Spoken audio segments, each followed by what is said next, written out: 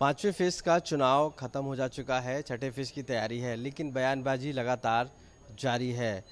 अ, महाराष्ट्र जो कांग्रेस के अध्यक्ष हैं नाना साहब पटोले, उन्होंने साफ कहा है कि जो योगी आदित्यनाथ हैं उनके कपड़े का रंग भी भगवा है, जैसे रावण के था, जो जिन्होंने सीता को चोरी किया था।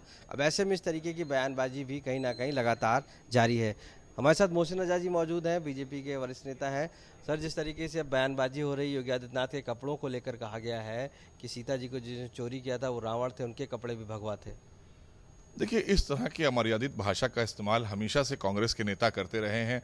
चाहे इनके पूर्व के राष्ट्रीय अध्यक्ष और राष्ट्रीय अध्यक्षा रही हों, उन्होंने क्या क्या शब्दों का इस्तेमाल किया है।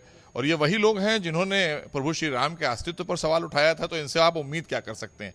भगवा प्रकाश का प्रतीक होता है, इन्हें यही नहीं पता है। सनातन के बारे में भी नहीं जानते हैं। अगर ये सनातन के बारे में जानते होते, हिंदू संस्कृति के बारे में जानते होते, तो भगवे से प्रकाश निकलता है और उससे ऊर्जा का संचार होता है। इन्होंने कभी ऊर्जा ली नहीं है। ड्राइंग रूम के रहने वाले लोग हैं। इन्होंने कभी सूरज की रोशनी को नमन किया ही नहीं है। तो ये इसलिए परेशान है, अंधकार में ही रहेंगे और ये देश को भी अंधकार की तरफ ले जा रहे थे।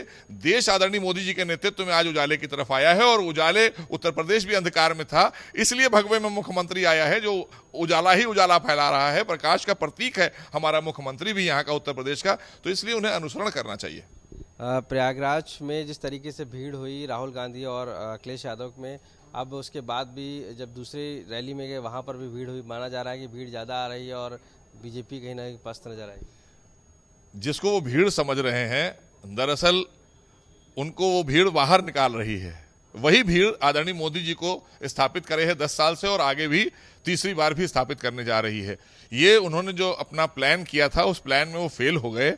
वो सिर्फ इसलिए कहना चाहिए, पिछले 6 चुनाव से अगर आप देखें, 2 लोकसभा के, 2 विधानसभा के, 2 निकाय चुनाव उत्तर प्रदेश में हो चुके हैं। सब में गठबंधन को हार का सामना करना पड़ा है और इस बार भी बहुत बड़ी हार का सामना करना पड़ेगा देश में भी, क्योंकि आदरणीय मोदी जी के नेतृत्व में तीसरी बार सरकार बनने जा रही है। और पूरे देश के अंदर अब वो कहेंगे कि साहब वोट परसेंटेज कम पड़ रहा है और ऐसा है वैसा है, तो कुछ तो कहेंगे ना। लोगों का काम है कहना, हमारा काम है काम करना।